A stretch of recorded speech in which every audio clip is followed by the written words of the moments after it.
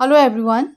So today I am going to discuss the second part of the lecture, properties of viruses in detail. So today I am going to discuss the general structural properties. So let's begin. Now all virions, they have nucleocapsid core composed of nucleic acid DNA or RNA held within a protein coat called capsid. तो जितने भी viruses हैं सभी viruses में एक nucleocapsid core होता ही होता है। ठीक है, न्यूक्लियोकैप्सिड कोर क्या है कि बीच में है न्यूक्लिक एसिड या डीएनए या आरएनए और उसके अराउंड है प्रोटीन शेल जिसको कहते हैं कैप्सिड। ठीक है, तो हर वायरस में जितने भी वायरसेस हैं सब में एक न्यूक्लियोकैप्सिड कोर होता है। तो कई ऐसे वायरसेस होते हैं जो कि इसी फॉर्म में एग्जिस्ट करते हैं, यानी कि न्यूक्लियोकैप्सिड फॉर्म में ही एग्जिस्ट करते हैं।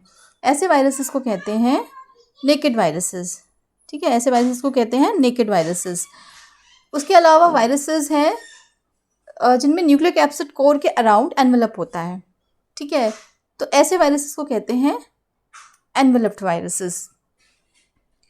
तो देख लेते हैं कि कैप्सिड का, न्यूक्लिक एसिड का और एनवेलप का क्या रोल रहता है एक विरियन में, जनरली डिस्कस करेंगे।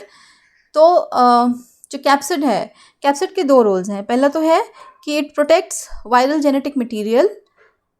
ठीक है, एक तो है प्रोटेक्ट करता है वायरल जो जेनेटिक मटेरियल है उसको, और दूसरा it aids in its transfer between host cell, यानी कि एक होस्ट सेल से दूसरे होस्ट सेल में ट्रांसफ़र करने में ये मदद करता है। ठीक है, तो जो जेनेटिक मटेरियल है, डीएनए है, आरएनए है, तो वो वायरस की जो जेनेटिक मटेरियल होता है वो ऐसे अगर उसके अराउंड अगर कोई प्रोटेक्टिव शेल नहीं होगी तो ऐसे वो एग्जिस्ट नहीं कर सकता, क्योंकि फिर राइबोन्यूक्लियेजेस, डीएनएजेस वो जेनेटिक मटेरियल को ब्रेक डाउन कर देंगे।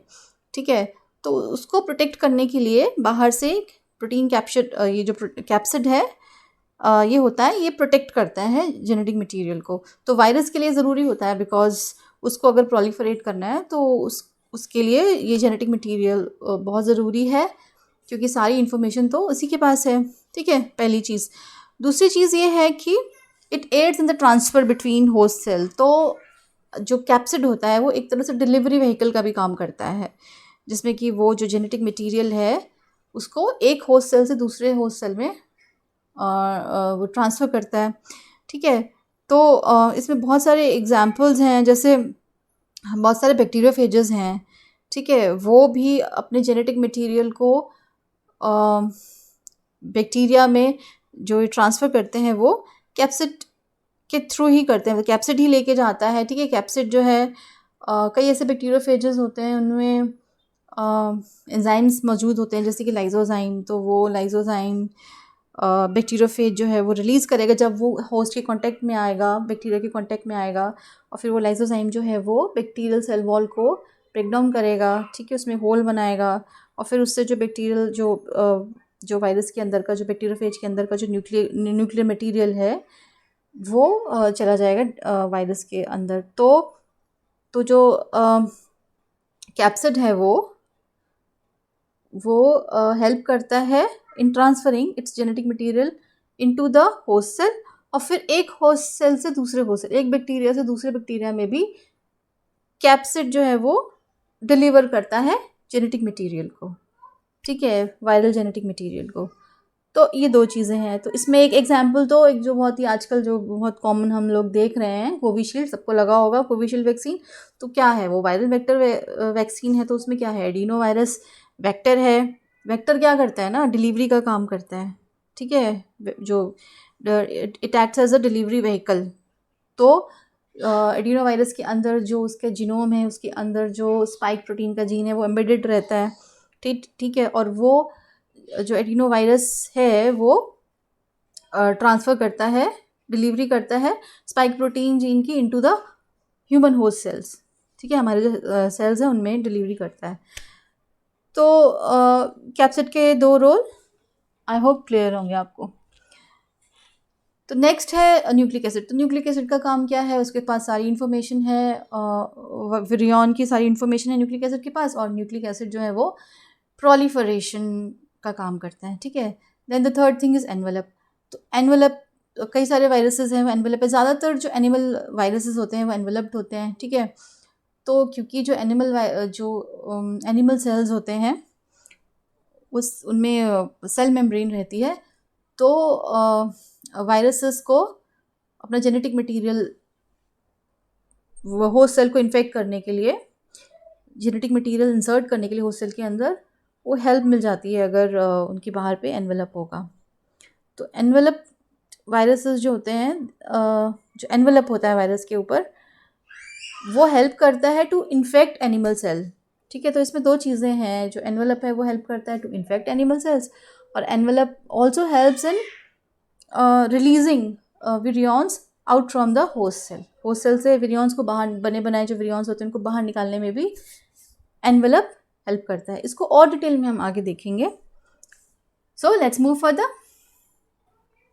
सो there are 4 morphological types of virion structure. तो विरियॉन का जो स्ट्रक्चर है उसके 4 मॉर्फोलॉजिकल टाइप्स होते हैं। फर्स्ट इज आइकोसाहेड्रल विच इज़ रफली स्फेरिकल इन शेप, ठीक है। पहला है आइकोसाहेड्रल मॉर्फोलॉजी, जो रफली स्फेरिकल होता है, दूर से लगता है कि स्फेरिकल है। Then there is helical morphology जिसकी रफली रॉड शेप रहती है। Then there are enveloped viruses, of course जिनमें बाहर से एनवेलप होता है न्यूक्लिक एसिड के बाहर। और चौथा होता है कॉम्प्लेक्स वायरसेस, ऐसे वायरसेस जिनकी जो शेप है वो कॉम्प्लेक्स होती है। तो before going further into detail, एक बार मैं आप लोगों को कुछ पिक्चर्स वायरसेस की, इमेजेस वायरसेस की दिखा देती हूँ। तो ये आप देख सकते हो, ये कुछ वायरसेस हैं।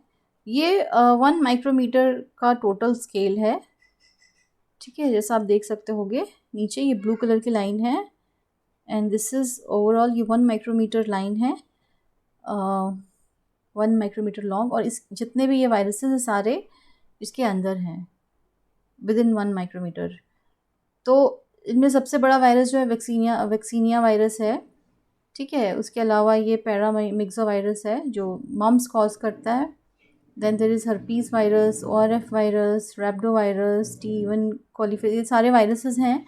तो आप देख सकते हो कि इसमें से कुछ वायरसेस एनवेलप्ड हैं, जैसे वैक्सीनिया वायरस है, एनवेलप्ड है, पैरामिक्सो वायरस है, ठीक है।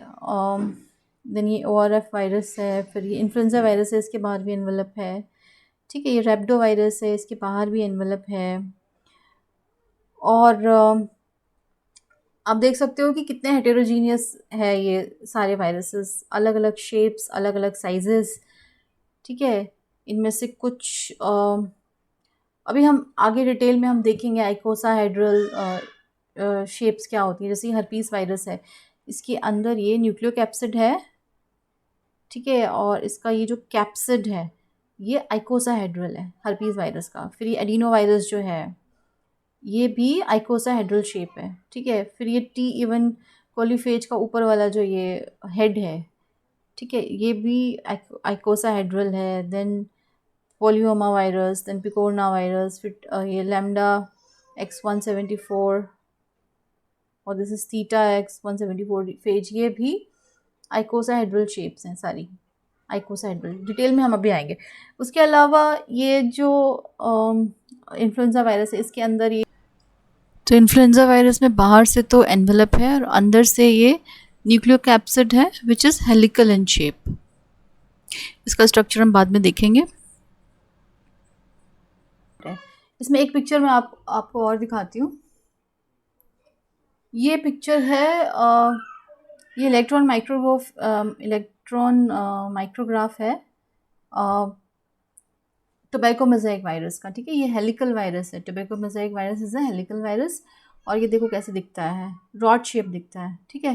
तो रफली टोबैको मोज़ेक वायरस या हेलिकल वायरसेस जो होते हैं रफली अगर देखें तो रॉड शेप नज़र आते हैं, ठीक है। तो वहीं पे ये इसका डायग्राम है, 20 नैनोमीटर्स का इसका डायामीटर है, ठीक है। अंदर RNA मॉलिक्यूल है, ठीक है, हेलिकल शेप में RNA मॉलिक्यूल है, और उसके बाहर कैप्सोमेर्स हैं, प्रोटीन शेल है, कैप्सिड। इसको और डिटेल में हम आगे देखेंगे। एक पिक्चर हम और ले लेते हैं, स्फेरिकल वायरसेस भी एक बार देख लेते हैं।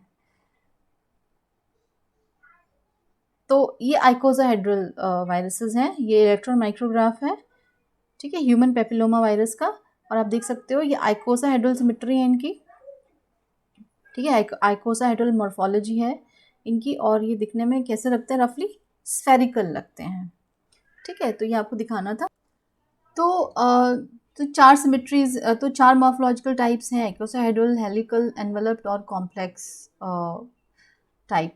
तो जो एनवेलप्ड वायरसेस होते हैं उनमें बाहर से एनवेलप होता है, अंदर न्यूक्लियोकैप्सिड होता है। तो जो कैप्सिड होता है उसकी जो सिमेट्री है वो, या न्यूक्लियोकैप्सिड जो होता है उसकी सिमेट्री आइकोसाहेड्रल भी हो सकती है और हेलिकल भी हो सकती है, ठीक है। इसमें एग्जांपल आपको दिखा रही हूँ। जैसे इसमें ये जो हर्पीस वायरस है, ठीक है, इसके बाहर तो मेम्ब्रेन एनवेलप है, अंदर जो न्यूक्लियोकैप्सिड है वो क्या है, आइकोसाहेड्रल है, ठीक है।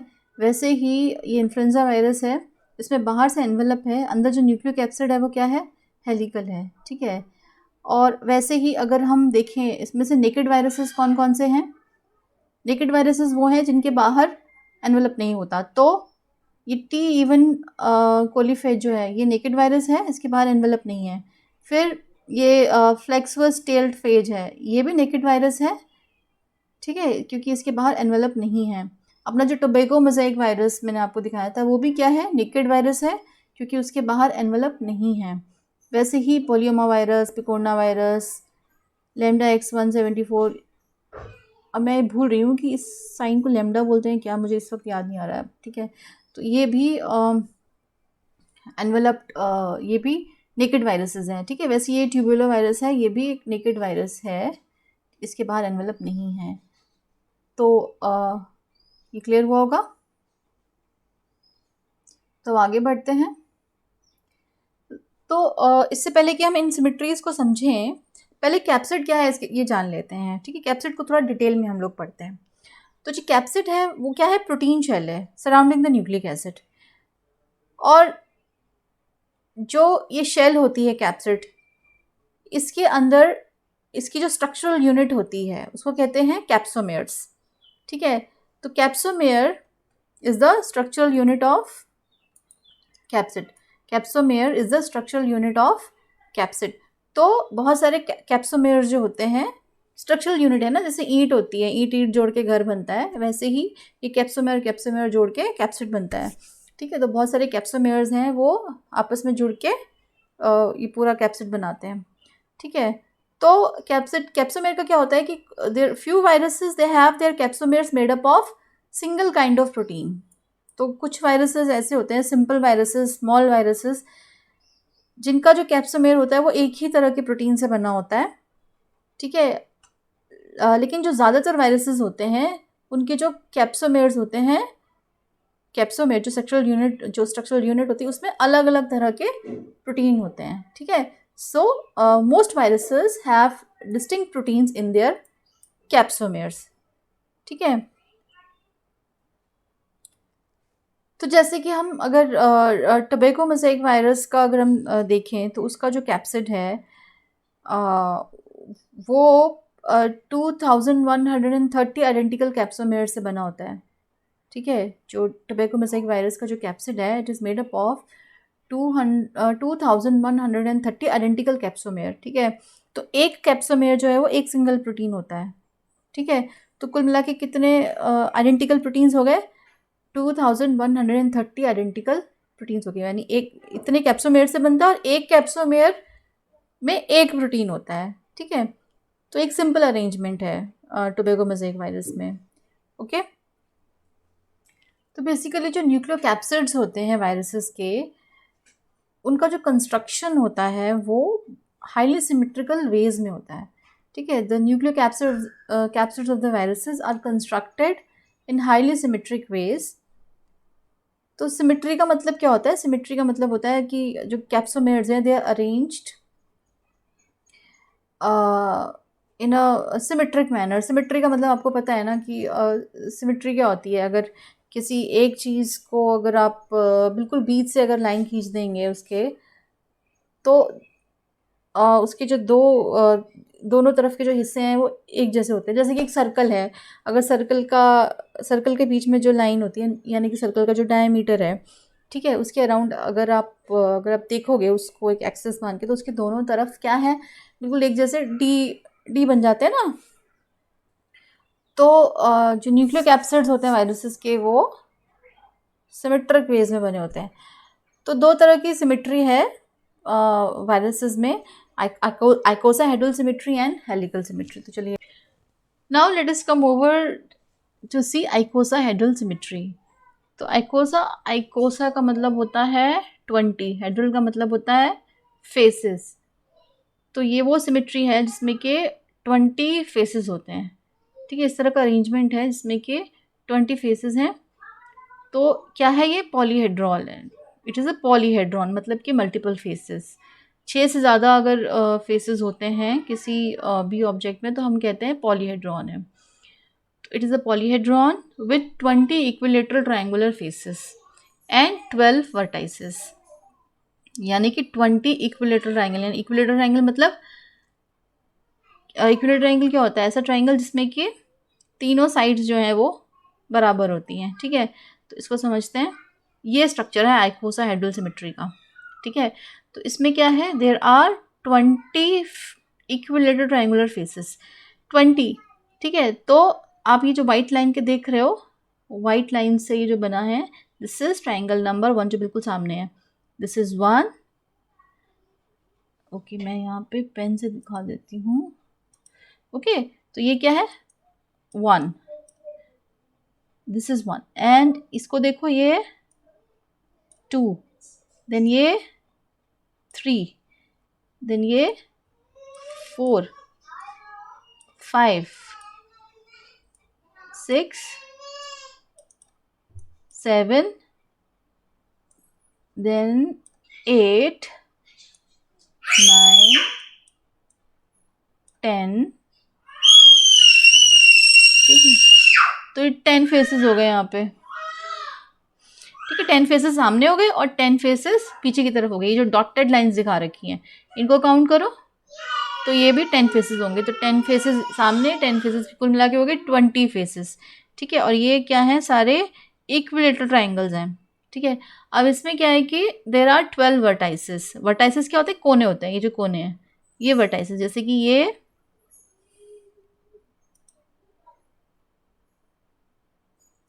हाँ, ये एक वर्टाइस है, ठीक है।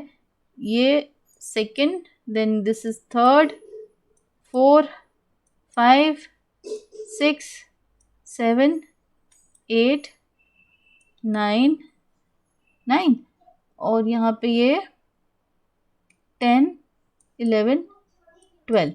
तो 12 वर्टाइसेस हो गए, ठीक है। तो एक जैसे क्राफ्ट बॉल की तरह हो गए। जैसे इसमें जो ये जो ब्रॉक बुक ऑफ माइक्रोबायोलॉजी है, इसका एक पुराना एडिशन था, उसमें एक पूरा एक डायग्राम बनाया हुआ था। उसमें ये पूरा, उसमें इंस्ट्रक्शंस थी कि यहाँ से काटेंगे, ऐसे काटेंगे, ऐसे काटेंगे, तो इसको और इस तरह से फोल्ड करेंगे तो ये आइकोसाहेड्रल सिमेट्री बन जाएगी। तो क्राफ्ट करके इसको इस तरह से बनाया जा सकता है। तो ये हो गई आइकोसाहेड्रल सिमेट्री। इसके अगर आप ये देखेंगे तो ये जो आइकोसाहेड्रल सिमेट्री है, इसमें 5 फोल्ड, 3 फोल्ड और 2 फोल्ड सिमेट्री इसमें होती है। सिमेट्री का मतलब कि अगर आप किसी एक एंगल से अगर आप देखोगे इसको, ठीक है, एक एक्सिस में अगर डिवाइड करोगे तो आपको सिमेट्रिकल पार्ट्स मिलेंगे। जैसे 5 फोल्ड सिमेट्री है। 5 फोल्ड सिमेट्री में क्या है कि बिल्कुल जो इसका टॉप मोस्ट वर्टाइज है यहाँ पे, अगर बिल्कुल आप उस पॉइंट को अगर देखोगे, ठीक है, और उसको, तो इस तरह से 5 फोल्ड सिमेट्री आपको नज़र आएगी, ठीक है। जब बिल्कुल यहाँ पे जो ये टॉप वर्टाइस है, या कोई कहीं से भी, किसी भी वर्टाइस से आप देख लो, यहाँ से देख लो, यहाँ से देख लो, यहाँ से देख लो, किसी भी कोने से आप देखो, ठीक है, आप देखो तो 5 भाग में डिवाइड अगर करो उसे, तो आपको एक 5 फोल्ड सिमेट्री नज़र आएगी, ठीक है। वैसे ही इसमें 3 फोल्ड सिमेट्री भी होती है। अगर ये जो फेस है, सपोज करो ये एक फेस है, इसको देखो, इसके मिडल पॉइंट पे, और इस तरह से आप एरोज, इसमें जैसे 3 बने हुए हैं, इस तरह से, ऐसे और ऐसे, इस तरह से अगर आप देखो तो आपको 3 फोल्ड सिमेट्री नज़र आती है। वैसे ही ये, अगर आप ये दो इक्विलेटरल ट्रायंगल्स को देखो, यहाँ पे अगर आप बिल्कुल मिड में अगर आप लाइन खींच दो तो आपको 2 फोल्ड सिमेट्री नज़र आती है। तो इसमें 5 फोल्ड, 3 फोल्ड और 2 फोल्ड सिमेट्री दिखती है। ठीक है, तो आगे बढ़ते हैं। तो ये जो आइकोसाहेड्रल सिमेट्री है, this is the most efficient arrangement of subunits in a closed shell. अब देखो आइकोसाहेड्रल सिमेट्री क्या है, क्लोज्ड शेल है, ठीक है, रफली वो स्फेरिकल नज़र आती है, क्लोज शेल है सिमेट्री। तो ये सबसे ज़्यादा एफिशिएंट मानी जाती है अगर आप कंपेयर करो हेलिकल सिमेट्री से। तो आइकोसाहेड्रल सिमेट्री जो है वो एफिशिएंट है क्योंकि इसमें smallest number of capsomeres are used to build the shell. अगर आप हेलिकल सिमेट्री को देखें तो उसमें नंबर ऑफ कैप्सोमेर्स ज़्यादा यूज़ होते हैं। जैसे कि अगर आप टोबैको मोज़ेक वायरस का अगर आप देखें तो उसमें 2130 कैप्सोमेर्स जो हैं वो यूज़ हुए थे। ठीक है, वहीं पे जो आइकोसाहेड्रल सिमेट्री वाले जो अब कैप्सिड्स देखोगे तो उसमें उतने ज़्यादा कैप्सोमेर्स यूज़ नहीं होते। जैसे कि जो सिंपलेस्ट अरेंजमेंट है कैप्सोमेर्स का इस 3 पर फेज, यानी एक फेज में 3 कैप्सोमेर्स फॉर अ टोटल ऑफ 60 कैप्सोमेर्स पर विरियन। ठीक है, तो आप लगा लो कि जैसे एक मिनट, जैसे सपोज करो कि ये एक फेज जो है वो 3 कैप्सोमेर से बना है। सपोज 3 कैप्सोमेर्स हैं,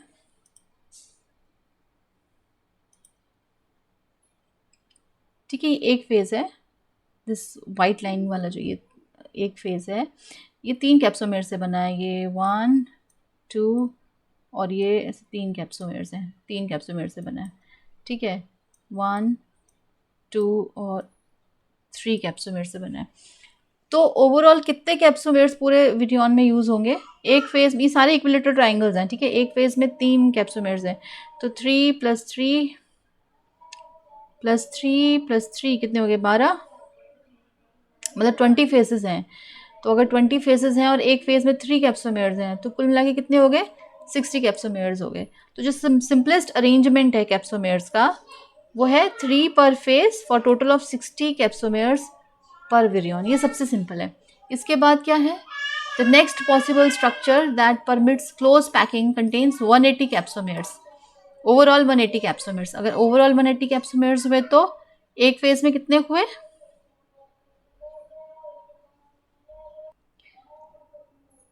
तो एक फेज पे कितने हुए? 9 कैप्सोमेर्स हुए। ठीक है, तो एक फेज में 9 कैप्सोमेर्स होंगे तो कुल मिला के 180 कैप्सोमेर्स हो गए। And there are many viruses they have shells with,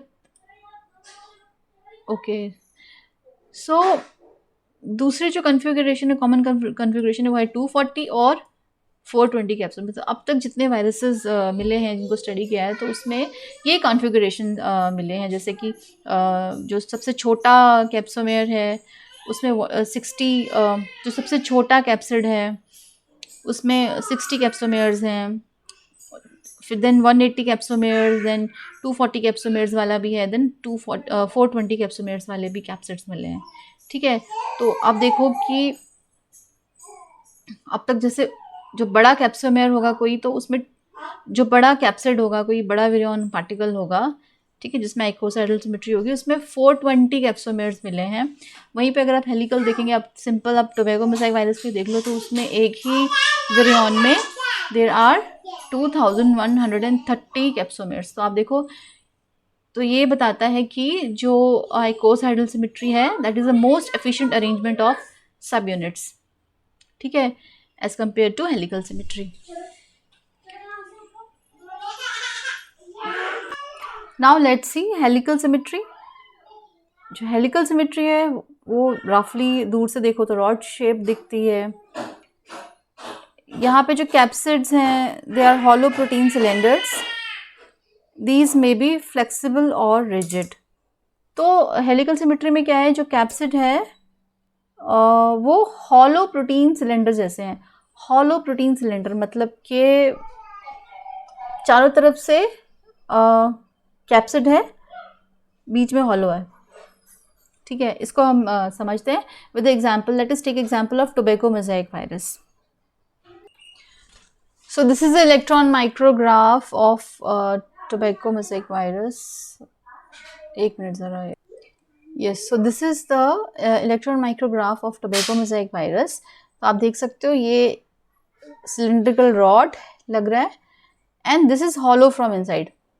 तो आप इसको देखो, यहाँ पे क्या है कि ये जो वायरल आरएनए है टोबैको मोज़ेक वायरस का, ये आरएनए है सिंगल स्ट्रैंडेड और इसके अराउंड ये कैप्सोमेयर्स हैं. ठीक है, ये कैप्सोमेयर जो है वो इसके साथ अटैच्ड हैं. ठीक है, यानी कि जो ये वायरल आरएनए है it is attached to the capsomeres इस तरह से, और इसका जो अरेंजमेंट है वो इस तरह से है, राउंड हेलिकल. ठीक है, तो ओवरऑल जो स्ट्रक्चर होगा वो क्या होगा, जो न्यूक्लियोकैप्सिड है दैट इज हेलिकल अरेंजमेंट है, रॉड लाइक है, बीच में क्या है, हॉलो है, एक हॉलो ट्यूब की तरह हो गया ना, ये बीच में हॉलो और इसके चारों तरफ क्या है, न्यूक्लियोकैप्सिड, मतलब कि न्यूक्लियर मटेरियल और उसके अराउंड कैप्सोमेर्स. ठीक है, सो बिल्कुल ऐसे जैसे एक देखो एक माला है और माला में ये मोती पिरोए हुए हैं. ठीक है, और ये ऐसे राउंड राउंड अरेंजमेंट है इसका, ऐसे राउंड राउंड अरेंजमेंट है और बीच में ये हॉलो है. सो आई होप ये क्लियर हुआ होगा आपको. तो ये जो हॉलो प्रोटीन सिलेंडर्स हैं ये फ्लेक्सिबल भी हो सकते हैं और रिजिड भी हो सकते हैं. So now let us move on to envelope viruses. तो envelope viruses they have a रफली spherical but somewhat variable shape even though their nucleocapsid can be either icosahedral or helical. तो जो icosahedral, तो जो एनवेलप वायरसेस होते हैं रफली अगर ओवरऑल देखें तो स्फेरिकल नज़र आते हैं, लेकिन इनकी जो शेप होती है वो वेरिएबल हो सकती है, और जो न्यूक्लियोकैप्सिड होते हैं एनवेलप वायरसेस में वो आइकोसाहेड्रल भी हो सकते हैं और हेलिकल भी हो सकते हैं. So many viruses are enveloped and most of these infect animal cells. For example, influenza virus. ठीक है, इन्फ्लुएंजा वायरस जो है वो एनवेलप वायरस है और मैंने आपको दिखाया था उसके अंदर जो न्यूक्लियोकैप्सिड है वो क्या है, हेलिकल है. एंड तो ज़्यादातर जो वायरसेस हैं वो जो एनवेलप वायरसेस हैं वो क्या है, एनिमल वायरसेस हैं, ऐसे वायरसेस जो एनिमल्स को इन्फेक्ट करते हैं. Although occasional enveloped plant bacterial and plant viruses are also known. तो ज़रूरी नहीं है कि सारे एनिमल वायरसेस, ये जितने भी एनवेलप वायरसेस हैं वो एनिमल वायरसेस ही हों या एनिमल्स को ही इन्फेक्ट करते हों. कुछ ओकेजनल कम ही होते हैं, लेकिन कुछ एनवेलप वायरसेस बैक्टीरिया को भी इन्फेक्ट करते हैं और प्लांट्स को भी इन्फेक्ट करते हैं. सो वायरल एनवेलप जो है it consist of a lipid bilayer. Lipid bilayer से बनता है with proteins usually glycoproteins embedded in it. तो जो एनवेलप होता है वो बनता है लिपिड मेम्ब्रेन का. ठीक है, वो लिपिड मेम्ब्रेन का होता है, लेकिन उसमें प्रोटीन्स भी होते हैं और जनरली ग्लाइकोप्रोटीन्स होते हैं. सो जो लिपिड्स होते हैं वायरल मेम्ब्रेन में एनवेलप जो होता है उसमें that is derived from membranes of the host cell. तो होस्ट सेल के मेम्ब्रेन से डिराइव्ड होते हैं, but viral membrane proteins that are encoded by viral genes are also embedded in the membrane. तो ठीक है, जो एनवेलप होता है वायरल एनवेलप वो ज़्यादातर होस्ट मेम्ब्रेन से ही बनता है. ठीक है, लेकिन उसमें जो वायरल स्पेसिफिक प्रोटीन्स होते हैं उसमें एनिमल स्पेसिफिक प्रोटीन्स भी हो सकते हैं, होस्ट स्पेसिफिक प्रोटीन्स भी हो सकते हैं, लेकिन साथ ही साथ वायरल स्पेसिफिक प्रोटीन्स भी होते हैं जो कि वायरल जीनोम ही इनकोड करता है. Right. So next point is the symmetry of envelope viruses is not expressed by the virion as a whole but by the nucleocapsid present inside the virus envelope. यानी कि जो enveloped viruses की जो symmetry होती है that is not expressed by the virion as a whole but by the nucleocapsid present inside the virus envelope के अंदर जो nucleocapsid होता है उसी से डिसाइड होती है कि जो एनवेलप्ड वायरसेस है उनकी सिमेट्री क्या होगी. अंदर अगर आइकोसाहेड्रल न्यूक्लियोकैप्सिड है तो आइकोसाहेड्रल सिमेट्री, अगर हेलिकल न्यूक्लियोकैप्सिड है तो हेलिकल सिमेट्री होगी. ठीक है. सो अब जो एनवेलप होता है that interacts with the host for infection and release. Envelope की इम्पोर्टेंस क्या है? ज़्यादातर एनिमल वायरसेस में ही एनवेलप होता है, ज़्यादातर जो एनवेलप वायरसेस हैं वो एनिमल वायरसेस ही हैं। तो बेसिकली जो एनवेलप होता है उसका इम्पोर्टेंस ये है कि वो होस्ट के साथ इंटरेक्ट करता है for infection and for release, यानी अंदर जाने के लिए अपना जो न्यूक्लियोकैप्सिड है या अंदर जो जीनोम है उसको होस्ट के अंदर डालने के लिए इंटरेक्ट करता है एनवेलप विद द होस्ट, या फिर और साथ में जब वो बाहर निकलना होता है, विरियॉन्स जब बन जाते हैं होस्ट के अंदर, उनको जब बाहर निकलना होता है तब भी जो विरियॉन्स के बाहर जो एनवेलप है वो इंटरेक्ट करता है होस्ट के साथ। सो इन दोनों चीज़ों के लिए एनवेलप जो है उसकी इम्पोर्टेंस होती है।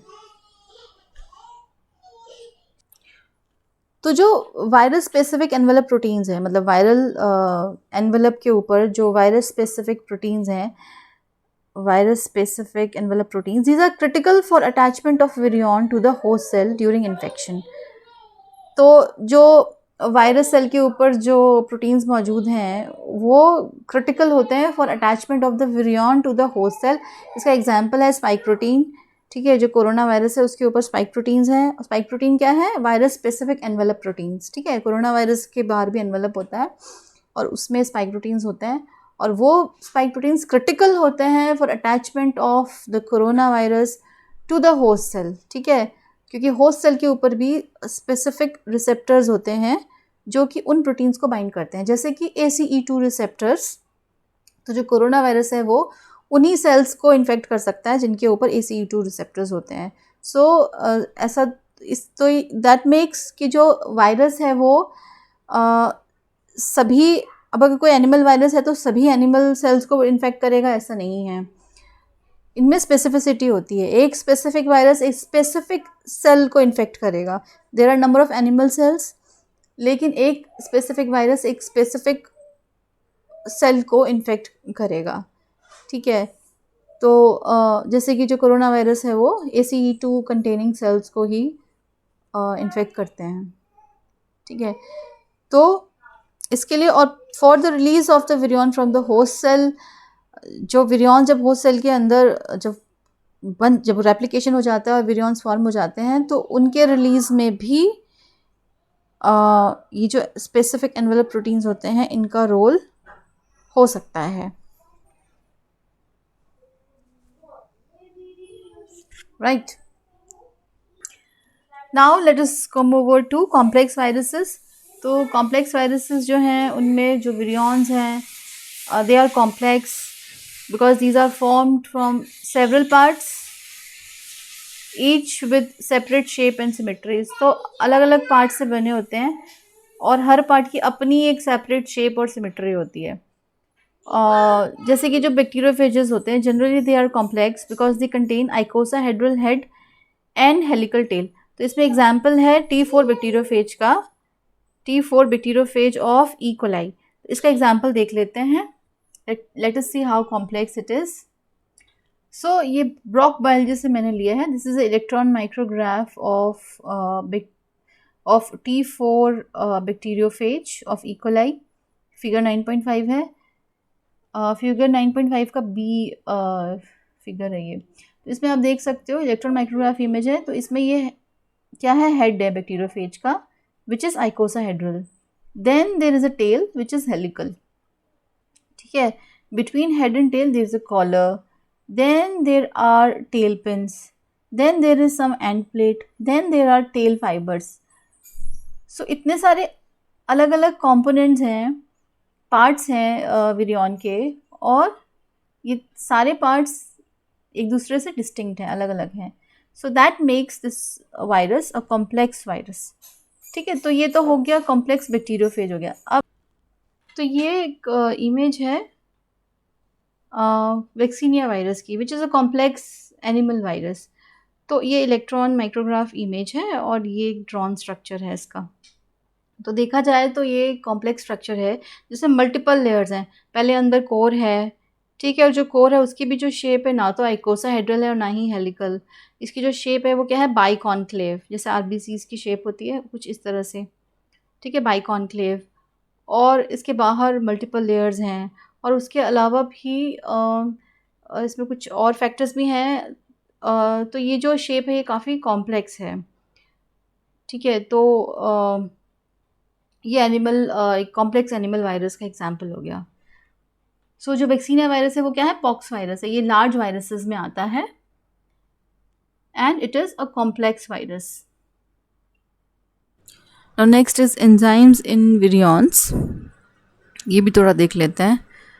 तो जनरली तो विरियॉन्स में एंजाइम्स होते नहीं हैं, लेकिन कुछ विरियॉन्स हैं जिनमें एंजाइम्स होते हैं। तो इन एंजाइम्स के ज़ाहिर है कि कुछ ना कुछ फंक्शन होते हैं जो विरियॉन्स के इन्फेक्शन के लिए, रेप्लिकेशन के लिए, या विरियॉन्स के वायरस के होस्ट सेल से रिलीज़ के लिए, होस्ट सेल को लाइज करने के लिए ज़रूरी होते हैं, ठीक है। सो some virions they carry enzymes for carrying out functions such as infection, replication, release or lysis from the host cell, lysis of the host cell। तो इसमें एग्जाम्पल मैंने अभी आपको इसी लेक्चर में बताया था। एक एग्जाम्पल है बैक्टीरियोफेजेस का। कुछ बैक्टीरियोफेजेस लाइसोजाइम एंजाइम्स जो है वो कैरी करते हैं। तो जब ये बैक्टीरियोफेजेस अपने होस्ट बैक्टीरियल सेल के साथ कांटेक्ट में आते हैं तो उस समय वो लाइसोजाइम रिलीज़ करते हैं, और वो जो लाइसोजाइम है वो होस्ट सेल का जो सेल वॉल है उसमें एक होल बना देते हैं, और उस होल के थ्रू बैक्टीरियोफेज का जो जीनोम है वो बैक्टीरिया के अंदर चला जाता है। और अंदर जाने के बाद फिर रेप्लिकेशन शुरू होती है बैक्टीरियोफेज की। तो जीनोम रेप्लिकेट करता है, तो उसमें फिर वो फ्रेश विरियॉन्स बनते हैं अंदर। अब जब वो रेप्लिकेशन हो रहा होता है तब बहुत सारा लाइसोजाइम और बनता है बैक्टीरिया के अंदर, ठीक है। जो बैक्टीरियोफेज वो जो जीनोम है वो इंस्ट्रक्शन देता है और ज़्यादा बैक्टीरियोफेज के अंदर लाइसोजाइम्स बनता है, और वो जो लाइसोजाइम एंजाइम्स होते हैं वो फिर बाद में जब बैक्टीरियोफेज को रिलीज़ होता है बैक्टीरिया से, तो बहुत ज़्यादा लाइसोजाइम रिलीज़ होता है बैक्टीरिया के अंदर, और वो सेल वॉल को फिर ब्रेक करके बैक्टीरिया को लाइज कर देता है, जिससे कि जो फ्रेश वायरसेस हैं बैक्टीरियोफेजेस वो बाहर आ सके, ठीक है। तो इन्फेक्शन और रिलीज़ और लाइसिस के लिए एंजाइम यूज़ होता है, और इसको हम एक बार देख लेते हैं। तो आई होप आप देख सकते हो, ये ब्रॉक बायोलॉजी ऑफ माइक्रोबायोलॉजी में से मैंने लिया है, एंजाइम्स इन विरियॉन्स। इसमें एग्जांपल है that some bacteriophages contain the enzyme lysozyme which they use to make a small hole in the bacterial cell wall. This allows the virus to inject its nucleic acid into the cytoplasm of the host cell. Lysozyme is again produced in large amounts in the later stages of infection, causing lysis of the bacterial cell and release of the new virions. तो इसमें दो चीज़ें हो गई, एक तो infection और दूसरा release of the new virions from the bacterial cell, ठीक है। तो यहाँ पे एंजाइम का रोल है। उसके अलावा सबको पता है रिवर्स ट्रांसक्रिप्टेजेस के बारे में, ठीक है। तो रेट्रोवायरसेस हैं, उनमें रिवर्स ट्रांसक्रिप्टेजेस होते हैं, और उनका काम क्या होता है, उनका काम होता है जो आरएनए जीनोम है उसको डीएनए इंटरमीडिएट में कन्वर्ट करना, और फिर डीएनए से फिर आरएनए, और आरएनए से प्रोटीन्स बनते हैं, ठीक है। तो some viruses, retroviruses, they carry reverse transcriptases and they carry out replication, they take part in replication of viral genome. तो third example है that some viruses contain enzymes that aid in their release from the host. इसमें example आता है that certain animal viruses, इसमें example है influenza virus का, ठीक है। certain animal viruses like influenza virus contain surface proteins called neuraminidase. This enzyme cleave glycosidic bonds in the glycoproteins and glycolipids of the animal cell connective tissue, thus liberating the virions. तो कुछ जो animal viruses हैं जैसे कि influenza virus, उनके surface पे न्यूरामिनिडेजेस enzymes होते हैं, ठीक है।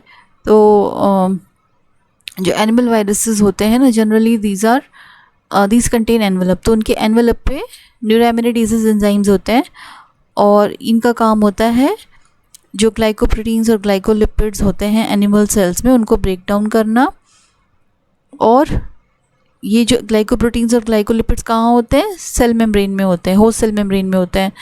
तो ये इनको ब्रेक करके फिर सेल से बाहर लिबरेट हो जाते हैं, ठीक है। तो ये एक एग्जांपल है, थर्ड एग्जांपल। तो आई होप ये आपको क्लियर हुआ होगा। तो आज के लिए अभी आपकी जो प्रॉपर्टीज़ हैं वायरसेस की वो ख़त्म हो गई हैं। ये 2 पार्ट्स में मैंने आपको बता दिया है। और अब इसके बाद जो है नेक्स्ट हम लोग डिस्कस करेंगे classification of viruses. Thank you.